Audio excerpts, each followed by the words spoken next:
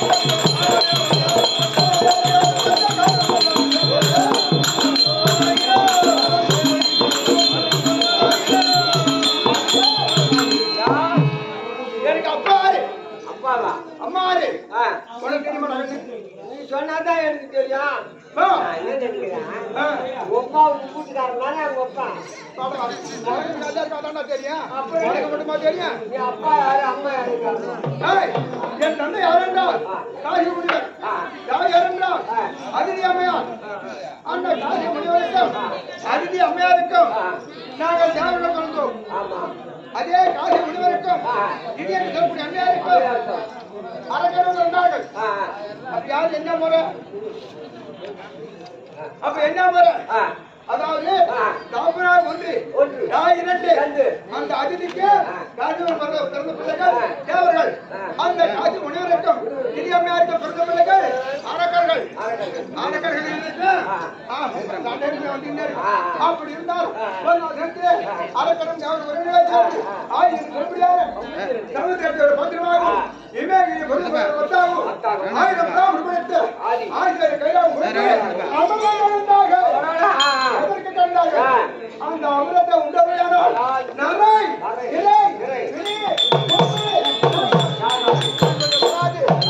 அணுகாது. அதற்காக ஆசைத்து அந்த தேவர்களும் அரக்கர்களும் அமிர்தம் கடைந்தார்கள். அந்த அமிர்தம் கடைகிற போது பலவிதமான வஸ்துக்கள், அதாவது பலவிதமான பொருள்கள் கிடைத்தது.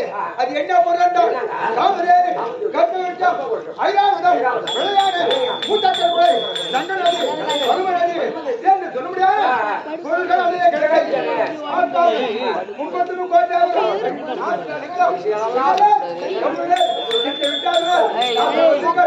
அனைவரும் கூடி இந்த இறக்கப்பட்ட பொருளை யாருக்கு கொடுத்தால் இந்த அனைத்து பொருளை தேவனுக்கே தகும். தேவனுக்கு தகுந்த கருதி ஆணைத்து போய் ஆட விட்டாங்களா? அது மட்டும் கிடையாது. அதாவது அந்த அமிர்தம் கடையும் போது பெண்களும் பிறந்தார்கள். ஆமா, பெண்களும் பிறந்தார்கள். யார் என்றால் அதாவது சரஸ்வதி, லட்சுமி, மண்டோதரி, தாரை, இந்திராணி, அகலிகை என்று சொல்கிறாரு. பெண்களும் பிறந்தார்கள். ஆகவே யாராருக்கு மனையை நியமித்தார் தெரியுமா? அந்த லட்சுமியை மகாராஜ மகாவிஷ்ணு மனையை நியமித்தார்கள். ஐநாயகி பிரகலாதனுக்கு சரஸ்வதியை நியமித்தார்கள். அந்த அகலிகை என்பவர்களுக்கு காதவனுக்கு மனையை நியமித்தார்கள்.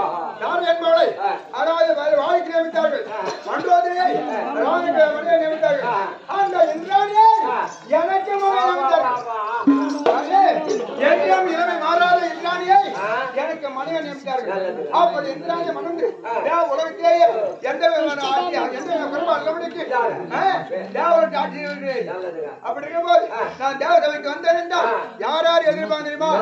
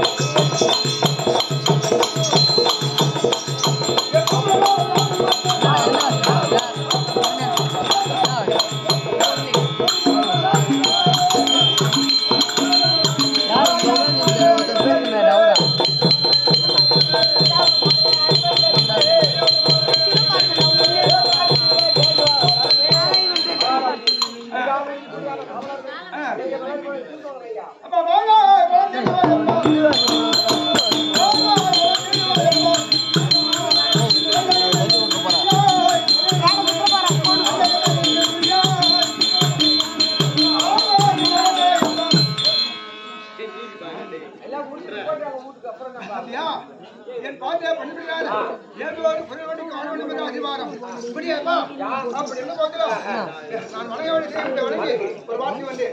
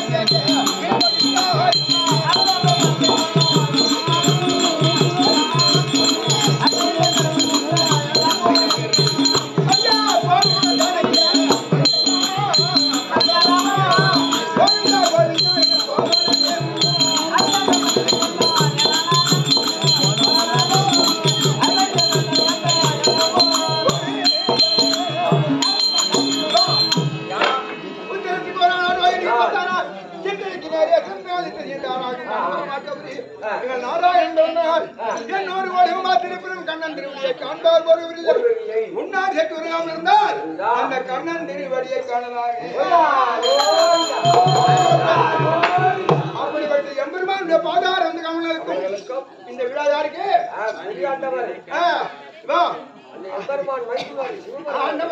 பெரியாண்டு யாருதா? இவன் தான். எல்லா தெய்வத்தோட பெரியாண்டு யாரு கேட்டா இவன் தான். எங்கும் பராபரம் கடவுள் தான் பெரியாண்டவர். அவனுடைய பாதாந்த கமலங்களுக்கும் இந்த விழாவை ஆண்டாடுவதற்கு கோயில் தர்மகர்த்தா, கோயில் நிர்வாகிகள், ஊர் பெரியவர்கள், தாய்மார்கள், வாலிபர்கள், குழந்தைகள் அத்தனமான பெருமைக்கும் திருவன் கோடானுடைய வணக்கம். இந்த கம்பெனி நாடகக்குழு நாடகமா அதை இருக்கும் அனைத்து நாடு ராசாக்கள் அத்தனமாகவும் இதை நிர்வாகம் செய்யக்கூடிய அதுக்கு காளிதாஸ் அந்த சிறிய பிள்ளைகள் எதிர்கொள்ளும் அதை நடத்த முடியாத திறமையோ நடத்தி வருகிறது. அந்த நிர்வாகியாகவும் ராஜாக்க முடியாத பிள்ளைகள் நூறுக்கும் அடியன் கோடான் வணக்கம். கல்வியை கற்றவருக்கும் என்னை பெற்றவருக்கும் வணக்கம். தீர்க்க வந்தனா என் மணியா இருக்க முடியாது. இந்த ஆட்சியர் கொண்டு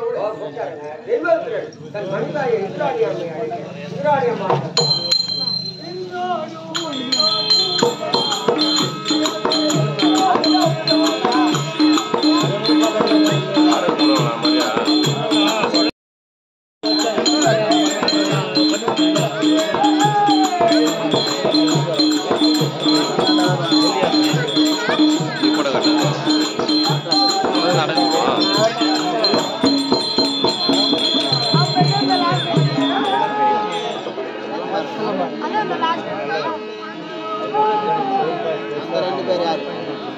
ரெண்டு பேர் ஒண்ணா ரெண்டு பொம்பளை